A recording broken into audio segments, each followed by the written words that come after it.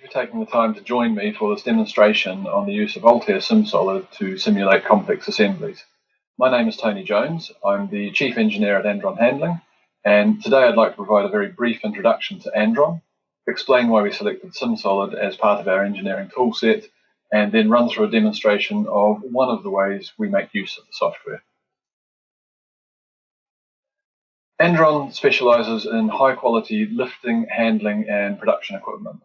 We're based in Marlow, Buckinghamshire, and provide a complete service that covers project management, design, manufacture, installation and after-sales support.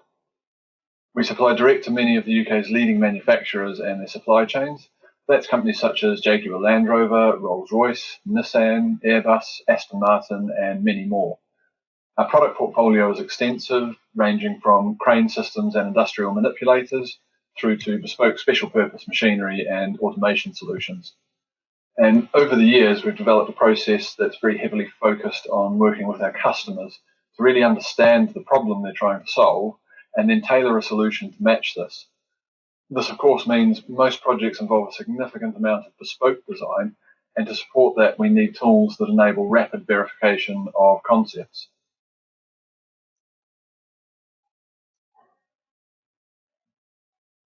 So why would we choose SimSolid?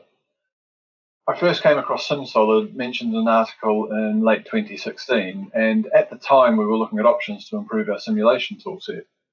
More out of curiosity than anything else, I requested a trial, and I'd have to say we were immediately impressed with both the speed and the accuracy of the output. I was able to run SimSolid against work previously analysed with traditional FEA tools and obtain results within a few percent. We also checked with some tests on projects running through our workshop at the time and found these correlated well with the predicted results out of SimSolid. And also in running the trial out to several other engineers on the team, we had favourable feedback. Now that I've been using the software for several years, I would say the key benefits are really as advertised. It's exceptionally fast and quite easy to use. The speed comes on two fronts. Most obviously, the solution time is fast and there's no meshing step. But I would also say don't underestimate the time saved preparing models for analysis. We've found this is much faster in SimSolid as we can often use the CAD as is without simplification. We've also found that so efficient with large assemblies that we often run a quick analysis on the full design rather than individual parts or small sub-assemblies. This lets us run more analysis iterations during the early design phases and really helps to narrow down appropriate solutions quickly. So in this case study, I'm going to look at a lifting solution developed for a heavy vehicle assembly line. As well as a high safe working load, the system needs a relatively complex and therefore heavy gripper assembly. The available time frame for development was limited, so it's necessary to use as many existing standard components as possible. And one key opportunity was to upgrade our standard parallel arm lift system, which is ideal for the application, but the off-the-shelf capacity is well below what's required in this application. We were able to use past experience and some basic hand calculations to identify changes that would allow us to upgrade the standard lifter, and we then utilised SimSolid during development of these upgrades to provide rapid feedback during the design process, both to test concepts out and also to identify areas of concern for more detailed studies. So what I'd like to do now is switch over to SimSolid and look at how we set up and analyse the model. It uses a number of techniques that wouldn't have been practical with our previous toolsets. I'll start with a brief overview of our standard system and show some of the changes that we needed to make to upgrade it for the increased loads. So a standard parallel arm system consists of a set of runway rails that will be overhead mounted at high level, usually in overhead roof steel, a carriage assembly which runs in trolleys in the runway rails, and then a parallel arm which is essentially a 4-bar linkage with a lever arm powered by a pneumatic cylinder to provide lift. In this close-up view, we can see the pneumatic cylinder connecting to the lever arm and then the 4-bar linkage.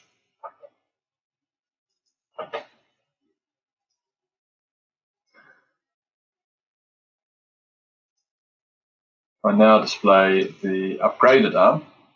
You'll note there immediately quite an increase in the scale of the arm. The arm itself has dropped down.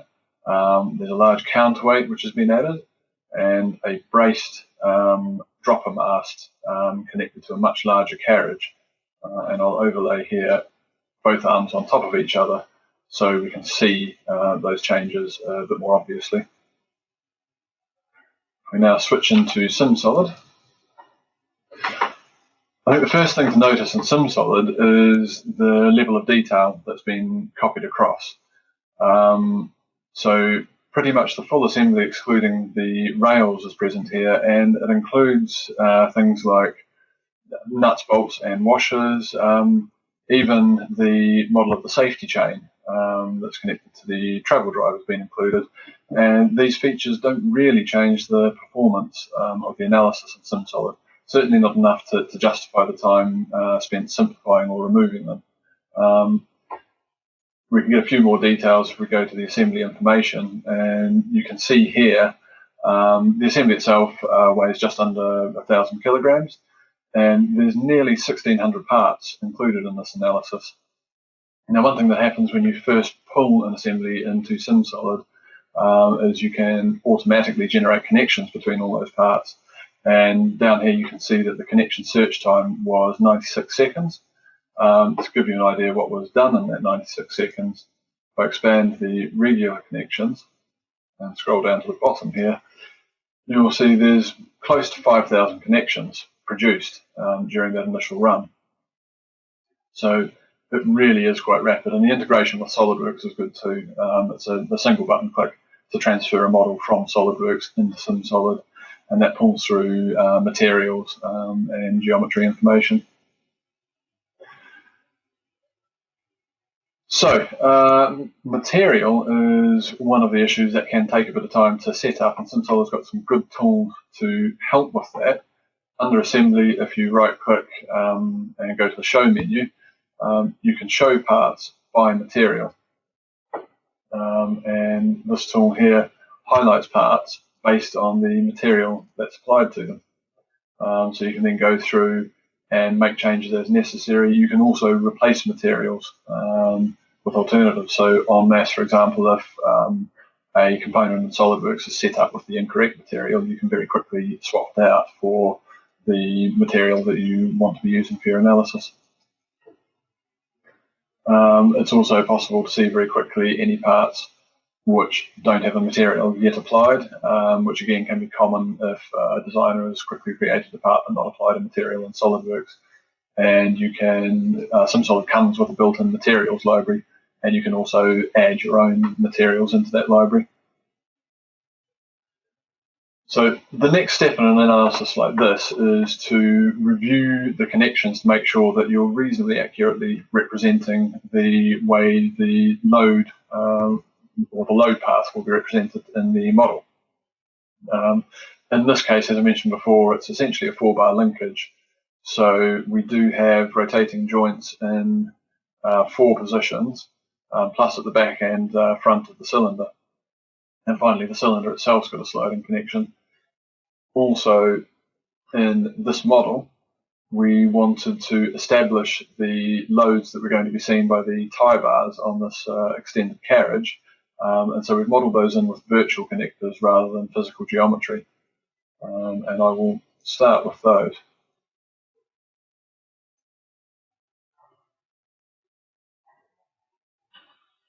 If we zoom in here, you can see a general connector has been applied between the 2 rod ends. And then a ball joint connection has been applied between the rod end and the mounting lug on the carriage, and equally on the mast at the opposite end. That ball joint connection is set with a sensor on the blue point there. So whilst I'm connecting 2 geometric surfaces that are separated, I can set the position that the ball actually revolves around. Now, in setting up a ball joint like this, you would normally end up with an unstable model. It's free to rotate about the axis of the tie rod here. And so the technique that we've used is to add a bushing. I'll just spin around so that we can see that. The bushing supports these two faces, and all we've done is set it to an extremely low stiffness, which prevents this from spinning or spinning very far, but then still allows it to effectively act as a ball joint with free rotation. The next connector that we've used is a cylindrical connector, or a cylindrical joint, I should say. That's between the piston rod on the cylinder and the bore on the cylinder, and then that allows free movement in and out of the cylinder.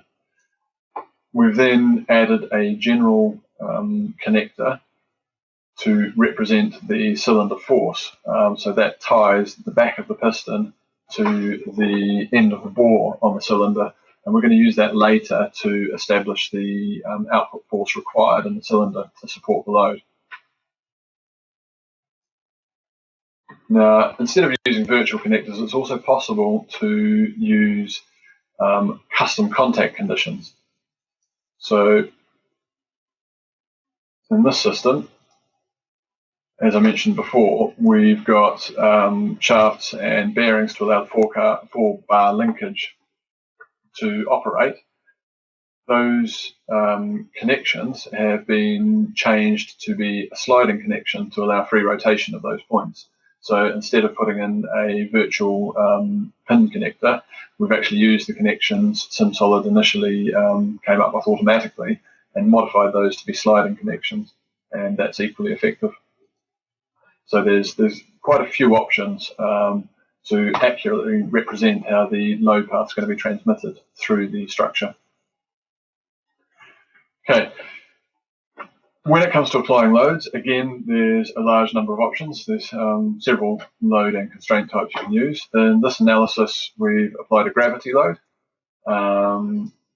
Very easy to do. It applies globally. The items in blue here have been made rigid bodies, so they're really only there to represent mass. And the red arrows that you can see are the gravity loads acting on the centre of gravity of those rigid bodies. So down here you have things like the bearings, which have been made rigid. We've then used a remote load to represent the lifted mass, and if I spin this around, we've represented that load acting on the main shaft here, but out to one side. If I go into plan view, you can see that there. Remote loads are, again, very easy to apply. You simply specify the coordinate of the remote load in the global coordinate system, and then the force and moment acting at that point. Finally, on this model, while we were developing it and testing analysis runs in SimSolid, the required safe working load changed several times as the gripper weight was modified, and also the load that we were carrying itself was modified. And that meant that we needed to alter the mass of the counterweight.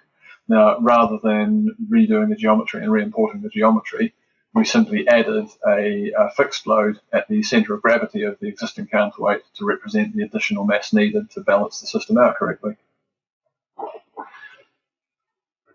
Now, when it comes to results, the first thing really to discuss is the speed. If I look at the information on the solution run for this particular system, it took less than 2 minutes to run the complete analysis. Now that's really impressive. Remember, this had 1,600 components. It didn't take that long to prepare the model for that analysis, and then it runs in 2 minutes. And one of the big benefits this gives you is that you can run multiple load cases very quickly. Once you've got the geometry and the connection set up, it's very easy to create a little load case, and we can even copy from an existing load case, rename that,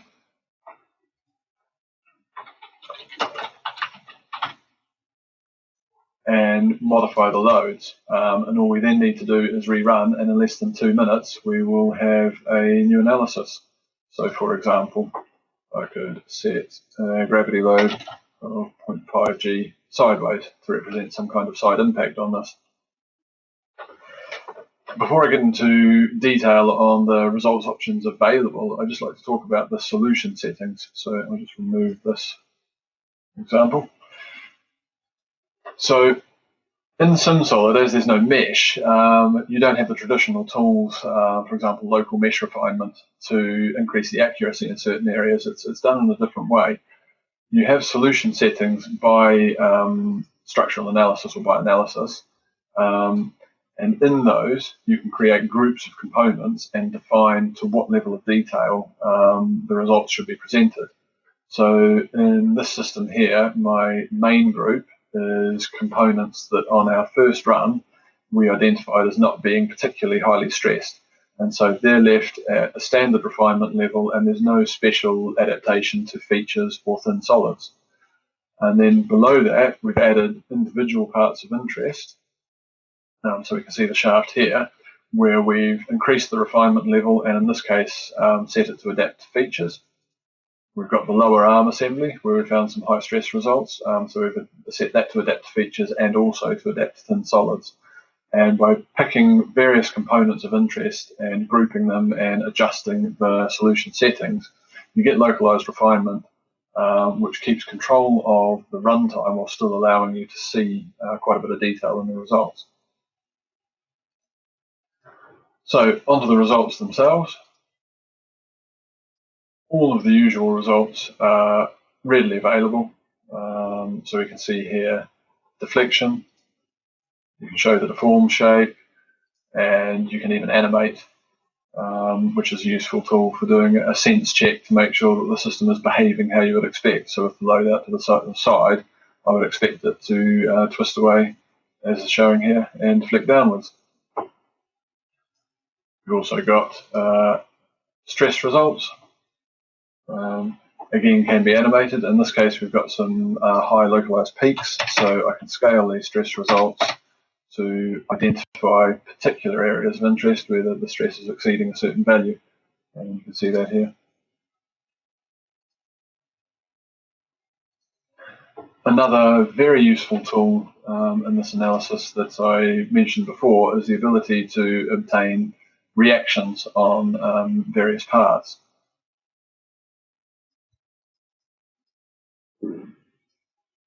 So we've got this reaction contact force menu. Now you can obtain reactions from supports, so in this case the expected loads on trolleys. You can also obtain it by connection and by part. And so if we look at connections,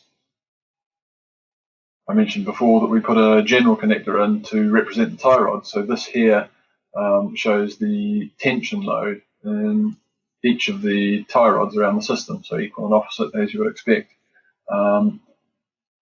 We can also look at the cylinder loads.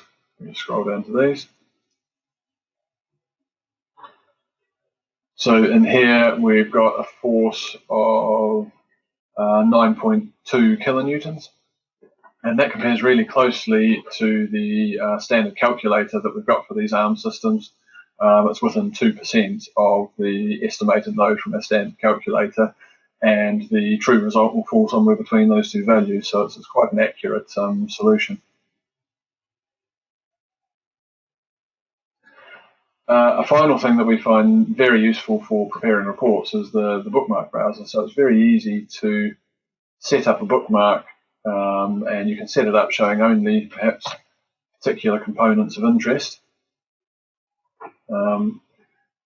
and a particular view, and you just snap a bookmark and you can get back to it at any time. So in this case, we've grabbed snapshots of particular aspects of the analysis.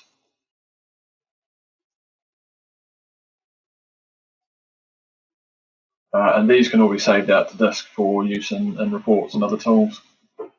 Hopefully from the demonstration, you can see how we use SimSolid at Andron to rapidly analyze large assemblies. In our use of SimSolid, we've found both the setup and analysis time to be consistently fast, and that means we can quickly focus on critical areas. There's a number of useful tools that let us more accurately model the behavior of structures under load, and the fast solution time means it's really quick to review multiple load cases on large assemblies.